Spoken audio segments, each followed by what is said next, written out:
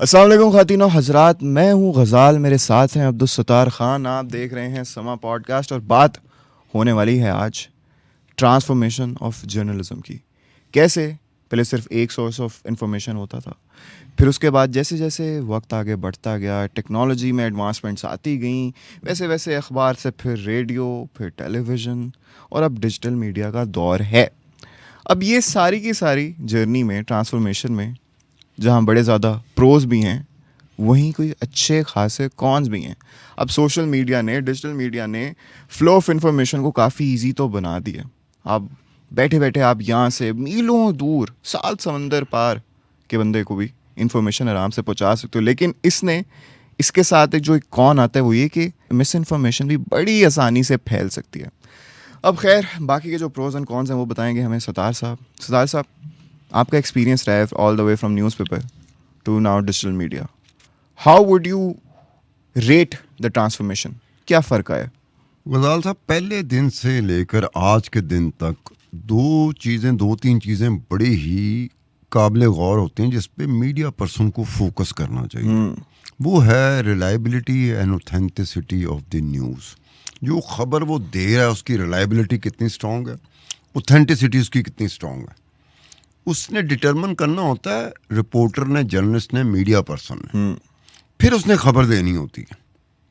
आज के दौर में ना जो ट्रांसफॉर्मेशन हुई है वो ये देखा जा रहा है कि आप व्यूवर का ख्याल रखते हो, कि जो व्यूवर होते हैं आपके, जो देखने वाले, सुनने वाले, पढ़ने वाले होते हैं ना, आप उनके मिजाज को स्टडी करते हो कि व्यूवरशिप कैसे हाँ, बढ़ेगी, अपनी टारगेट ऑडियंस को स्टडी किन करके किन चीज़ों को ये पसंद करते हैं। आपने उनकी पसंद का ख्याल रखते हुए वैसे आना होता है। अपना धंधा चलाना है। आपने रिलायबिलिटी और ऑथेंटिसिटी बहुत पीछे जा चुकी हुई है। बिल्कुल, सैडली। आज के दौर में तो किसी को कहो कि how to determine the reliability and how to determine the authenticity, वो कहेगा की आप करना। कैसे इसका तयन करोगे कि ये रिलायबल है, भरोसे वाली खबर है, इस पे एतबार करना चाहिए कि नहीं करना चाहिए, और ये पक्की मजबूत खबर है कि नहीं है, ये लोग डिटरमिन आज के दौर में नहीं कर सकते। स्पेशली विद द अखबार के रोल ऑफ दौर में डिजिटल कर मीडिया। सकते थे। ये देखो ना, ये इन बिल्ड सिस्टम होता है, ये आपको बताता कोई नहीं, इन बिल्ड सिस्टम होता है जिसमें आप डिटरमिन करते हो कि ये खबर कितनी रिलायबल है, कितनी ऑथेंटिक है खबर, कितनी पक्की, मजबूत और सच्ची है ये खबर। तो आप कह सकते हैं कि प्रिंट के जर्नलिस्ट में और डिजिटल मीडिया के जर्नलिस्ट में ज़मीन आसमान का फ़र्क है। मुदाल साहब, इसमें ये देख लो कि ये टेक्नोलॉजी जो है ना, अगर बाकी दुनिया के बाकी ममालिक में इस टेक्नोलॉजी से दुनिया के बाकी ममालिक आगे गए ना, तो इसी टेक्नोलॉजी की वजह से हम बहुत सारे मामलात में नीचे आ गए। टेक्नोलॉजी का इस्तेमाल एक साइंस होती है। टेक्नोलॉजी आपकी सहूलत के लिए आती है। आपने अपनी सहूलत को देखते हुए कि मेरी सहूलत के लिए आया हुआ, मैंने अपनी सहूलत के लिए को कैसे इस्तेमाल करना है। इस्तेमाल जो होता है ना टेक्नोलॉजी का, उसकी वजह से आप ऊपर भी जा सकते हैं, नीचे भी जा सकते हैं, और आप नीचे ऐसी जगह पे जा सकते हो कि जहाँ पर आप शोर मचाने के अलावा कुछ नहीं कर सकते। ये टेक्नोलॉजी का इस्तेमाल होता है, इस्तेमाल को आपने देखना है। हमारे यहाँ भी यही हुआ कि जर्नलिज्म में भी यही हुआ कि एक तरह से देखा जाए कि मैं जब जर्नलिज्म में आया था तो 83-84 में मैंने मुस्लिम अखबार ज्वाइन किया था। अंग्रेज़ी का अखबार था, अकलौता अखबार था, इस्लामाबाद में छपता था, अकलौता अखबार था इस्लामाबाद। मेरी 600 रुपये तनख्वाह मुकर्रर हुई थी यार, लेकिन 600 रुपये में मैं समझता था कि यार मुनासिब तनख्वाह है। ये किस साल की बात कर रहे हैं? 83-84। ठीक है। तो उसके बाद ये हुआ कि टीवी जब आया, जब हम एंकर बने तो हमारी लाखों में चली गई तनख्वाह, पैकेज हमारा लाखों में चला गया। नए मॉडल की हमें गाड़ी मिलती थी, नए मॉडल का हमें मोबाइल मिलता था। और ये किस साल की बात है? मैं तो 2013 में आया ना। जो मुझसे पहले थे, हमारे जो साथी थे जो मुझसे पहले टीवी में आए थे, उनका तो पहले ही हो गया था ना लाखों में और सब कुछ। मैं 2013 में टीवी पे आया, मैं एंकर बना, तो हमारा लाखों में पैकेज चला गया यार। मोबाइल नया, गाड़ी नई, हर तरह की सहूलत हमें मिली। तो ये हुआ, ये भी हमारे लाइफ में ट्रांसफॉर्मेशन। अच्छा, वुड यू से कि ये जो लाइफ में ट्रांसफॉर्मेशन आई, इतनी ज़्यादा आपको फैसिलिटीज़ मिल रही हैं, पैकेज बेहतर हो गया, तो उससे थोड़ी बहुत लेजीनेस आ गई, उस तरह का पैशन ना रहा हो? देखो, ये बात मैंने एक दफ़ा अपने टीवी शो में की थी, इस पे बड़ा एतराज़ हुआ था। वो बात मैंने क्या की थी, मैंने अपने पे बात की थी। मैं कहा मिस्टर अब्दुल सत्तार खान जो मैं हूँ, मैं कहा मेरी 600 रुपये तनख्वाह थी। उसके बाद तनख्वाह बढ़ती थी तो 200 रुपये 300 रुपये करके बढ़ती थी। हमारी तनख्वाह ऐसी बढ़ती थी और 3-3 4-4 साल बाद बढ़ती थी। ख्वाहिश भी होती थी यार तनख्वाह बढ़े। फिर हम लोग जो प्लान करते थे ना, जर्नलिस्ट पुराने ज़माने के, हम लोग प्लान करते थे कि जब गाड़ी लेनी होगी तो कौन सी लेनी होगी। फिर हम लोग प्लान करते थे कि एक सेकंड हैंड फॉक्सी लेंगे हम। हर महीने की तनख्वाह में से इतनी बचत करेंगे तो 15, 16, 17, 18, 20 साल बाद जाके हम एक सेकंड हैंड फॉक्सी ले सकेंगे। फॉक्सी हमारा ज़्यादा होता था। जो ज़्यादा जर्नलिस्ट होते थे उनके जेहन में ना फॉक्सी बैठी हुई थी। वो हमारे मॉडल, पता नहीं आपने देखी कि नहीं देखी। बिल्कुल। हाँ, हमारे ज़माने फॉक्सी का एक अपना एक रोमांस होता था। तो हम ये कहते थे कि यार 16, 17 साल, 18 साल, 20 साल बाद जाके हम इस काबिल होंगे कि फॉक्सी ले सकें सेकंड हैंड। लेकिन जब टीवी आया तो टीवी ने वो फॉक्सी तो बहुत पीछे चली गई थी। बहुत। लैंड क्रूज़र तक हमारे पास आ गई, बड़ी बड़ी गाड़ियाँ हमारे पास आ गई, बड़ी बड़ी चीज़ें आ गई। हम गरीब नहीं रहे थे। पॉइंट मेरा अपने शो में जब मैं एंकर था तो मैंने ये कहा था कि उस वक्त हम खुद गरीब थे। हम गरीब के एहसासात, महसूसात और गरीब के मसाइल को समझते इस तरह से थे कि खुद हम गरीब थे। हमें पता था हमने किराया देना है, कैसे देंगे। हमने बिजली का बिल देना है, कैसे देंगे। हमने ग्रोसरी करनी है तो कैसे करेंगे। लॉन्ड्री वाले के पैसे देने हैं तो कैसे देंगे। दूध वाले के पैसे देने हैं तो कैसे देंगे। हम उसी से गुजर रहे थे जिससे आम बंदा गुजरता था। इसलिए हमें गरीब का पता होता था कि गरीब ज़िंदगी कैसे गुजारता है। लेकिन जब हमारे पैकेजेस लाखों में चले गए तो हम गरीब तो नहीं ना रहे। हमारा मजा न्यूसेंस वैल्यू हमारी बड़ी थी, उस वक्त भी बड़ी थी जब 500-600 रुपये हमारी बदल गया ना। अब ये था कि हमारा लिविंग स्टैंडर्ड बहुत ऊपर चला गया था। उस वक्त भी हम वजीरों को मिलते थे, उस वक्त भी हम ब्यूरोक्रेट्स को मिलते थे, उस वक्त भी इन्फ्लुएंशियल बंदों को मिलते थे। लेकिन उस वक्त हम गरीब थे। हमारी न्यूसेंस वैल्यू ज़रूर थी लेकिन हम गरीब थे। जब टीवी आया, जब हम एंकर बने तो पैसों की भरमार हुई। फिर हम गरीब नहीं रहे। हम उन्हीं वजीरों से मिलते थे, उन्हीं मुशीरों से मिलते थे, उन्हीं ब्यूरोक्रेट से मिलते थे, उन्हीं इन्फ्लुएंशियल से मिलते थे जिससे हम पहले भी मिलते थे। पहले का फ़र्क ये था, पीसी में बुला लिया किसी ने, वक्ता पड़ा होता था। मैं किसी बड़े आदमी ने कहा कि आज शाम को पीसी में चाय पीते हैं, अवारी में चाय पीते हैं, सरीना में चाय पीते हैं, मैरियट में चाय पीते हैं। सानू वक्ता पै जांदा सी यार, उधर तो चाय इतने की मिलती है, इतने तो पैसे नहीं हमारे पास, इसको हमने देने नहीं देने। तो फिर क्या करते थे, फ़ोन आता था। उस मोबाइल तो थे नहीं, लैंडलाइन से फ़ोन आता था। कोई एने पैसे है ना 150 रुपया। उस वक्त 150 रुपया हमारे लिए बहुत बड़ी अमाउंट होती थी। ओ मैं कहा पागल तो नहीं हो गया, 600 रुपया तनख्वाह है, तू 150 रुपया उधार मांगना पे खैर है, कोई मालिक मुकाम तो नहीं निकाल रहा। ओ यार, एक मुझे बड़े इन्फ्लुएंशियल बंदे ने बुलाया है 5 स्टार होटल में, चाय की बात कर रहा है। तो मैं कहा तू उन्होंने कह नहीं सकता सा कि भी किसी और होटल में बैठ जाते हैं। कहना मैंने कोशिश की लेकिन उन्होंने कहा नहीं सर, उधर बैठते हैं आपके मिजाज के मुताबिक। क्या बात है? तो ये हमारे लिए मसला होता था। अब जब टीवी आया तो फिर कौन सा मैरियट, कौन सा सरीना, कौन सा अवारी, कौन सा पीसी, हमारे लिए मसला ही नहीं होता। ऐसे करके और ठग करके बिल दे दिया। फिर कार्ड आ गया ना, क्रेडिट कार्ड नहीं होते जो आपके पास भी 3-4 हैं, ऐसे करके दिया कि पैसे हैं नहीं, हार्ड कैश है नहीं, कार्ड दे दिया, कार्ड चल जाएगा। तो ये जो ट्रांसफॉर्मेशन जर्नलिस्ट की हुई, एक गरीब से एक अमीर की तरफ का सफ़र जो था, उसमें एक गड़बड़ हो गई। क्या गड़बड़ हुई? गड़बड़ ये होगी, फिर हम गरीबों की बात जरूर करते थे लेकिन गुर्बत का हमें पता नहीं था क्योंकि हम खुद गरीब नहीं रहे थे। आप कहेंगे कि उस सेम जज्बे से नहीं कर पा रहे थे वो बहरहाल। और वो जो एक हंगर होती थी पहले, हाँ। क्योंकि पहले आपका पूरा पैशन होता था ना, आप उसको पैसों के लिए नहीं, मोर एज अ पैशन कर रहे थे आप।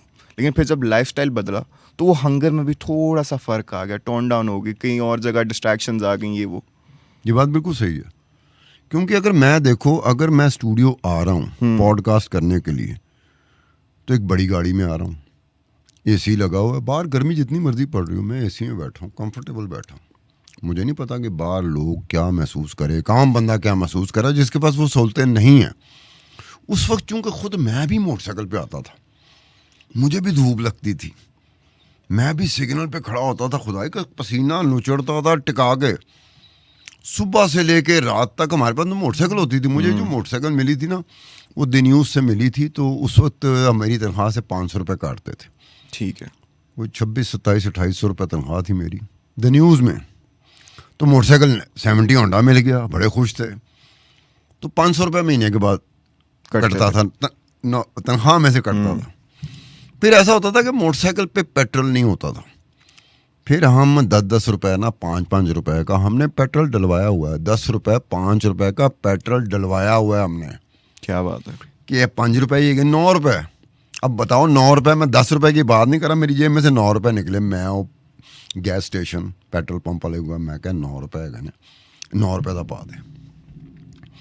फिर कंफर्टेबल क्यों पोजीशन हो जाती थी, हमें पता था पेट्रोल इतना 2-3 जगह पे जाना चले जाएंगे, माइलेज भी अच्छी खासी, ठीक है, हर चीज़ अच्छी। एक दफ़ा मेरी मोटरसाइकिल यही हुआ, पेट्रोल ख़त्म हुआ सड़क पे, मैं टैंकी को ठुड्डे मारा था। हमारे दौर में होता था टैंकी को ठुड्डे मारना, तो थोड़े बहुत कतरे जो है ना पेट्रोल के वो एक चले जाएंगे, जैसे अब बाइक को लिटा देते हैं। लिटा के मैं लिटा के ठुड्डे मारा था। इतनी देर में गाड़ी रुकी है, बड़ी सी सरकारी गाड़ी, ठक करके मैं ठुड्डे मारा था, अपना देख रहा था कि हो जाएगा, सामने गैस स्टेशन है, पेट्रोल पंप, वहाँ तक मैं पहुँच जाऊँगा। तो मैंने ऐसे नज़र उठाई तो चीफ सेक्रेटरी उस वक्त का, पंजाब का चीफ सेक्रेटरी कह रहा है कि खान साहब मैं आपको ड्रॉप कर देता हूँ, मेरा बंदा आपकी मोटरसाइकिल गैस स्टेशन ले आता है। मैं कही मैंने ठुड्डे इतने मारे हैं कि वो जो कतरे थे ना पहुँच गए, वो पहुँच गए हैं, सामने गैस स्टेशन है, मैं कल आपको सेक्रेटेरिएट में मिलूँगा।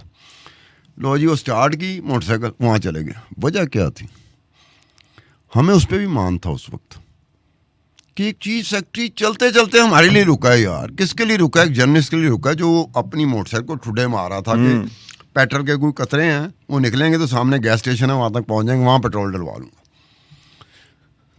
तो पैशन एक ऐसी चीज़ होती है जिसकी वजह से ना अपने चीफ सेक्रेटरी की तरफ देखना होता है, आपने सिर्फ एक चीज़ देखनी होती है, आपका काम। बिल्कुल, ना धूप ना उस छाँव, तरह कुछ का भी काम होता था तो चीफ सेक्रेटरी जैसा अफसर रुक जाता था। अगर आपका काम ऐसा नहीं है तो चीफ सेक्रेटरी की जरूरत पड़ी, उसे पता है कि फजूल सा जर्नलिस्ट है, मैं की करा था, चिचोरा सा जर्नलिस्ट है, चलो उसे पता था कि क्या वर्थ वाला जर्नलिस्ट है। तो ये होती थी हमारी हालत। उसके बाद जो एक चीज़ होती है ना, पहले मैंने देखे नहीं थे हमारे जो जर्नलिस्ट होते थे, जब तक टीवी नहीं आया था। तो टीवी के बाद तो हमें सेलिब्रिटी कहा गया ना, क्योंकि स्क्रीन पे रोज़ आना, घरों में टीवी लगे होना, लोगों को इंतज़ार होना कि फलाना आएगा फलाना आएगा। पहले खबर लगती थी, उस पे बस नाम होता था, वो शक्ल भी आ गई, सबको पता लग गया कौन बात बड़ी कर रहा है। मज़ेदार तुमने की। हम लोग जब अखबार में थे ना तो हमारी शक्लों का पता ही नहीं था, किसी नाम पता होता था सबको बस। तो कई दफ़ा ऐसा हुआ है, एक से ज़्यादा मरतबा, मुतअद्दिद बार ये हुआ है, मैं किसी जगह पे गया हूँ, तो जिस जगह पे गया हूँ दोस्त ने मुझे इशारा ज़रूर किया है, मैं समझ गया कोई चीज़ हो रही है इसने मुझे एक तरीके से इशारा किया, तो मेरी खबर की बात हो रही है, मैं समझ गया इसने मुझे इशारा क्यों किया। अब उसे नहीं पता कि ये जो बंदा आके मिला है, इसी ने किया ब्रेक, यही है रिपोर्टर, वो बात कर रहे हैं, यार उसने तो ये कर दिया, वो कर दिया, फलाना कर दिया। अब जो दोस्त जिसकी तरफ मैं गया था वो मैं जानता था, अब वो मुस्करा रहा है और इशारा मुझे इसने ऐसे किया कि तू भी बस। फिर मैं एंजॉय करता था, मैं शामिल हो जाता था। हाँ यार, आजकल के जो जर्नलिस्ट हैं इनको समझ नहीं आती, वो उनको नहीं पता कि यही सतार खान है जिसकी खबर के ऊपर हम लोग आपस में बहस कर रहे थे। तो आप वो प्रेफर करते थे जब, मतलब गुमनामी में एक तरह से मज़ा, और लेकिन फिर या फिर जब आपको रिकग्निशन मिलना शुरू हो गया, लोगों ने आपको पहचानना शुरू कर दिया, आप प्रेफर क्या करते थे? उसका रोमांस ही कुछ और था, है ना? उसका रोमांस इतना खौफनाक था। टीवी का रोमांस नहीं है वो, जो अखबार का रोमांस होता था कि यार मैं बैठा हूँ जिसने तबाही मचाई हुई है, और इनको नहीं पता कि ये बंदा है तबाही का जिम्मेदार, ये बंदा है, और हम लोग आराम से बैठे होते थे। ये वो ज़रा नेचुरल से भी होता है ना कि आपके मुंह पे नहीं कर रहे, बस उनको पता नहीं है, लेकिन वो बस कर रहे हैं। मतलब ये कामरान खान का एक दफ़ा मैंने पहले भी जिक्र किया था। कामरान खान का ये था कि जो शकीलुर रहमान थे, मालिक था, वो भी कहता था, कहना लोग मुझसे पूछते हैं ये कामरान खान कैसा है, छोटे कद का है, बड़े कद का है, मोटा है, पतला है, क्या है। अब अंदाजा करो कि एक बंदे का नहीं पता, लेकिन वो तजस्सुस है, क्यूरियोसिटी है, ये है कैसा यार, ये है कैसा। उसका एक अपना रोमांस होता है, उसका एक अपना मजा होता है, अपना मजा उसका लोग लेते हैं, जो हम तो उससे गुजरे हैं। I agree. तो उसमें ये होता है कि इम्पैक्ट मैंने देखा था कि हमारे प्रिंट के दौर का जो इम्पैक्ट होता था ना, गवर्नमेंट हिल गई भाई, स्टेट हिल गई, महकमे हिल गए, एक खबर आई है महकमे हिल जाते थे, लेकिन वो सच्ची खबर होती थी, वो हेर से नहीं होती थी। सुनी सुनाई नहीं होती थी, क्योंकि हेर से सुनी सुनाई झूठी चीज़ों पे चीज़ें नहीं हिलती, चीज़ें उसी पे हिलते हैं बड़ी हो चीज़, अच्छा बड़ी और ऑथेंटिक चीज़ हो, डॉक्यूमेंटेड चीज़ हो, दस्तावेजात से लिपटी हुई चीज़। बिल्कुल। तो मुझे ये बताएं कि प्रिंट के ज़माने में और अगर हम आज का ज़माना देखें तो नरेटिव बिल्डिंग और प्रोपागेंडा कितना आसान हो गया, या पहले आसान था या अब आसान है?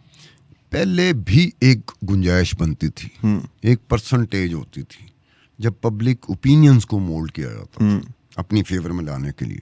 मुख्तलिफ सियासी जमातें होती थी या अपोलिटिकल फोर्सेस जो होती हैं, वो एक पब्लिक परसेप्शन होती, पब्लिक ओपिनियन होती, उसको इन्फ्लुएंस करते हैं जी। तो वो आर्टिकल कॉलम के ज़रिए, इदारिये जो होते हैं उनके ज़रिए, ख़बरों के ज़रिए, ये उस वक्त भी होता था। लेकिन टीवी में बहुत ज़्यादा हो गया, क्योंकि टीवी का इम्पैक्ट ऐसे होता है कि आपने टीवी देखा, आपकी पसंद की बात हुई, आपने एतबार कर लिया। बिल्कुल, आपने अपना एक ओपिनियन बना लिया, फिर ओपिनियन लीडर्स जो हैं बाकी जाके जो टीवी नहीं देख रहे उनके साथ शुरू हो गए। मुझे क्या, हर एक को डिटरमिन करना पड़ेगा कि मेरी पसंद की बात तो ये ज़रूर है लेकिन ये सच नहीं है, मैं इस पे नहीं जाऊँगा। लेकिन फिर डिजिटल मीडिया ने तो 4 चांद लगा दिए और भी। हाँ, आगे चीज़ें बढ़ती हैं ना, चीज़ें हमेशा आगे बढ़ती हैं, पीछे नहीं आती। तो टीवी के बाद डिजिटल सोशल मीडिया आया तो चीज़ें बहुत ज़्यादा आगे बढ़ गई।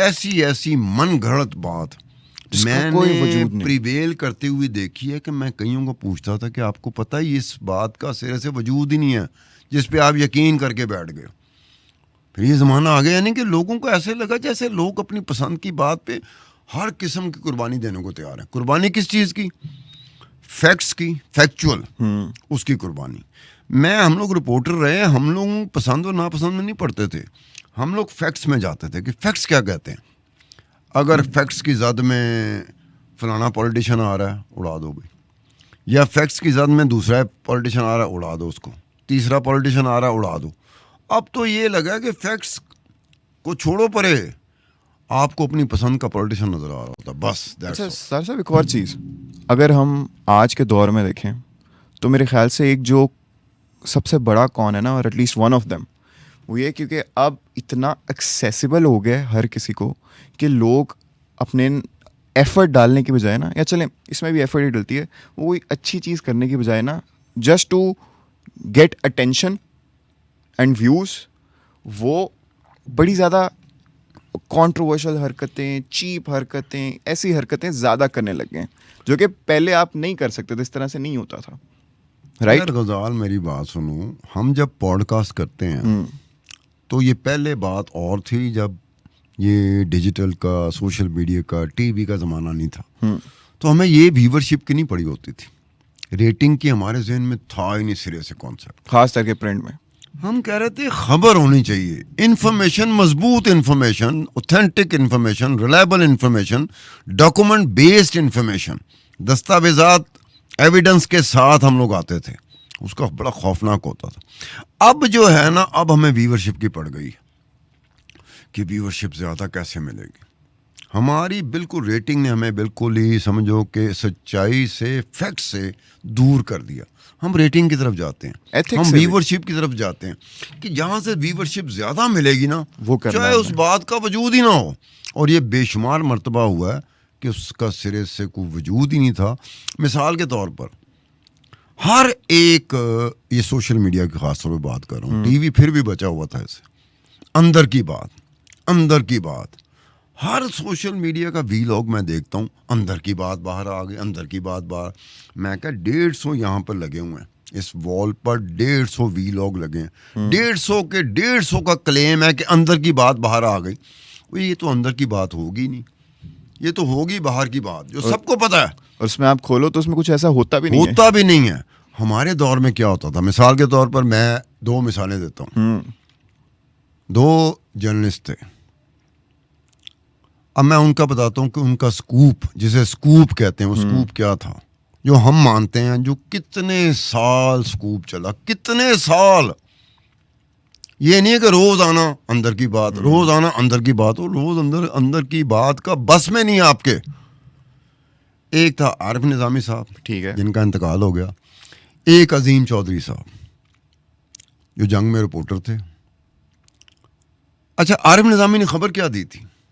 बेनज़ीर भुट्टो की पहली हुकूमत है, बेनज़ीर भुट्टो की 1988 की पहली हुकूमत है और 1989 लो जी। अब आरिफ निज़ामी साहब एक ख़बर देते हैं जो दो नेशन और नवाए वक्त में छपी। ख़बर क्या थी?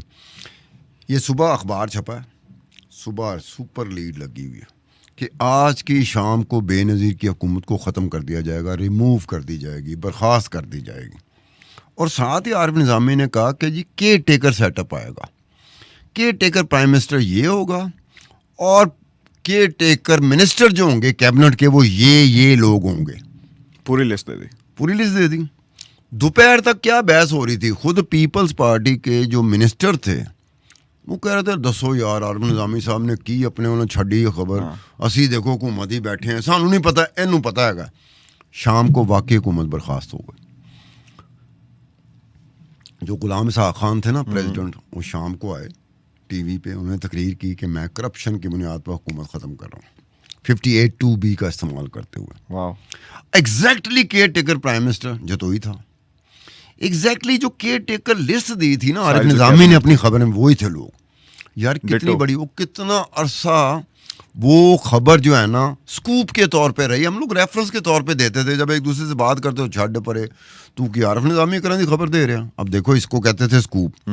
अजीम चौधरी साहब की खबर क्या थी कि जनरल ज़िया उल हक बैठे हैं, हुकूमत जनरल ज़िया उल हक की है, इलेक्शन होने वाले 85 के नॉन पार्टी बेसिस पे, गैर जमाती बुनियादों पे। अजीम चौधरी की खबर आती है, जंग में सुपर लीड लगी है कि जनाब इलेक्शन सिर्फ उसी सूरत में जनरल ज़िया उल हक कराएंगे, पहले वो रेफरेंडम कराएंगे और रेफरेंडम में ये सवाल होगा, उसके बाद जाके गैर जमाती बुनियादों पर इलेक्शन होंगे। लो भी यही हुआ कि दिन तक शाम तक ये बहस हो कि यार अजीम चौधरी साहब क्या छोड़ी जा रहे हैं, वो खबर सच साबित हुई।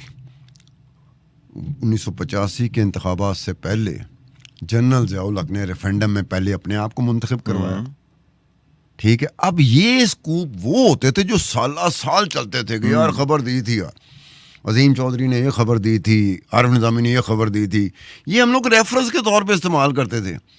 वो वक्त देख लो और आज का वक्त देख लो। आज के वक्त में तो हर रोज़ ऐसे करके मैं जाता हूँ, वो मुकद्दस प्ले लिस्ट मुझे भेजती है तो मैं जाके देखता हूँ, तो तकरीबन हर वीलॉग में ये बात होती है कि अंदर की बात बाहर आ गई। बिल्कुल, मुझे समझ नहीं आती कि ये कौन सी अंदर की बात थी। अच्छा, इसी से ना अब आज के पॉडकास्ट को इस नोट पे ख़त्म करते हैं, इस सवाल पे कि सतार साहब मुझे बताएं कि would you agree with me if I से कि आजकल जो भी मीडिया आउटलेट्स हैं उनका फोकस क्वालिटी से हट के, एक्यूरेट सोर्स ऑफ इंफॉर्मेशन होने से हट के बेचने पे चला गया, ज़्यादा कॉर्पोरेट साइड बाहर आ गई है। इनका फोकस होता है बस बिकने वाली चीज़ को आगे रखें, हाँ इसके साथ साथ जो सही इन्फॉर्मेशन है उसको भी दे दो, लेकिन ज़्यादा फोकस हमारा होगा जो बिकने वाली चीज़ है उस पर।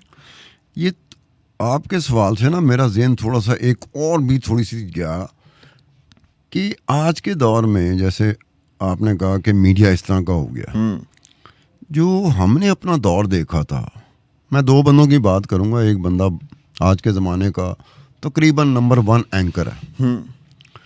मैं मुस्लिम में था, मुस्लिम अखबार में 1983-84 की बात कर रहा हूँ। एक लड़का आता था, ठीक है, तो मैं टेलेक्स पे ना खबरें भेजता था, टेलेक्स लगी हुई थी।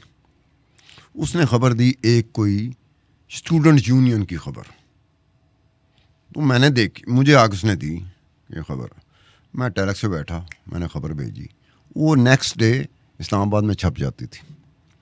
वो लड़का रेगुलर मुझे आके खबर देता था, प्रेस रिलीज लेके आता था, नाम उसने बताया हुआ था अपना। एक दिन क्या हुआ कि बदरुल इस्लाम भट्ट साहब हमारे बड़े सीनियर कॉरेस्पॉन्डेंट थे, जर्नलिस्ट थे, वो बैठे हुए थे, उनको मिलने आए प्रोफेसर वारिस मीर। तो प्रोफेसर वारिस मीर आके बैठे हैं बदरुल इस्लाम भट्ट साहब के साथ। तो बदरुल इस्लाम भट्ट साहब ने उनको कोई चीज़ दिखाई है पढ़ने के लिए, ऐनक नहीं थी प्रोफेसर वारिस मीर पे। तो प्रोफेसर वारिस मीर ने मुझे देखा कि सतार बाहर गड्डी च मेरा पुत्र बैठा है, एस नंबर की गड्डी हैगी है, तो बाहर गड्डी च मेरा पुत्र बैठा, तो मेरी ऐनक लैके आ। मैं कहा जी मैं लैके आया। जब मैं बाहर गया पार्किंग में, तो जो नंबर की गाड़ी बताई थी प्रोफेसर वारिस मीर की, और उसने बताया था मेरा बेटा बैठा हुआ है। तो जब मैं गाड़ी पे गया तो वही लड़का बैठा हुआ था जो मुझे प्रेस रिलीज देता था आके, वो हामिद मीर था।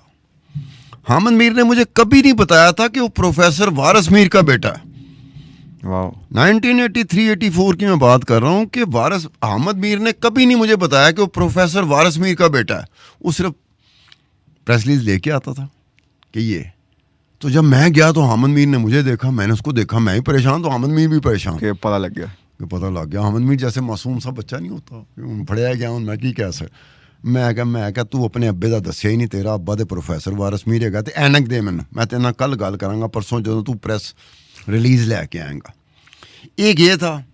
दूसरा था ये मुजीबर रहमान शामी साहब नहीं है, इनका बेटा उमर शामी, ये इंटर्नशिप के लिए आया द न्यूज़ में। तो मैं इन्वेस्टिगेशन करता था। तो इंटर्नशिप में होता है कि भाई अब जो है ना सतार खान के साथ लगा दिया जाए। तो उमर शामी को मेरे साथ लगाया गया। तो मुझे नहीं उमर शामी ने बताया कि वो मुजीबर रहमान शामी का बेटा है, बाई चांस पता चलता था। तो मैंने उस वक्त अपने दोस्तों से बात की थी। मैं क्या जब हामिद मीर का सीन हुआ तो मैं क्या लगता है अगर मौके मिले, अगर अपॉर्चुनिटीज़ मिली, अगर रास्ते में रुकावटें ना हुई तो हामिद मीर जर्नलिज्म में बहुत आगे जाएगा। और ऐसे ही हुआ। ऐसे ही हुआ। फिर मैंने उमर शामी के बारे में कहा था कि ये लड़का भी मौका मिला और रुकावटें ना रास्ते में हुई तो ये भी बहुत आगे जाएगा। आज मुजीबर रहमान शामी का जो दायां बाजू बायां बाजू जो है ना वो उमर शामी है। यानी कि ये लोग थे। अब आपने वो जो बात की ना, हमारा मसला क्या बन गया, हम इधर मिलेंगे, अभी बात पूरी हो, अभी बात शुरू भी नहीं हुई, मैं जी फलाना और मैं जी एंकर और मैं जी जर्नलिस्ट और मैं जी रिपोर्टर और मैं जी मीडिया पर्सन। बंदा हैरान हो जाता है कि इतनी काली तेनू कादे वास्ते पै गई सी। यानी कि आप देखें ना कि बवक्ते ज़रूरत आपने अपना तारफ़ करवाना होता है। ह्यूमिलिटी भी नहीं रही। ये नहीं होता कि बैठते साथ ही आप कुलचे लेने गए हैं तो 2-3 और बंदे आए हुए हैं तो आप बीच में बोल पड़े, यार मैं जर्नलिस्ट है, कहाँ थे, मैंने कुलचे पहले दे दे। बंदा आपकी शक्ल देखेगा, यार आप बाद में आए हो, पहले जो आए हैं उनको कुलचे मिलेंगे आपसे पहले, आपको कुलचा मिलेगा उनके बाद। तो हमें वो कर लेना चाहिए, हमें जल्दी पड़ी होती थी। अब ये बातें जो है ना, ये आज का जो मीडिया चलाने वाले लोग हैं ना, इनको भड़काने वाले बड़े होते हैं कि आप मीडिया में आए, आप टीवी चैनल खोलें, आप डिजिटल खोलें तो जनाब हुकूमत भी आपके पाँव में होगी, हर चीज़ आपके पास होगी। उन्हें पैसे लुआ के ना मालक दे टीवी चैनल पे टिका के, वो बाद में बेचारा इंतज़ार ही करता है कि कोई नवाज शरीफ भी नहीं कहा पा रहा, इमरान खान भी नहीं कहा पा रहा, जरदारी भी नहीं कहा पा रहा, वो जो पिंडी में बैठे हुए हैं लोग इस्टेब्लिशमेंट वाले वो भी कहा नहीं पा रहे, मेरे पैसे इन्ने लग गए ना।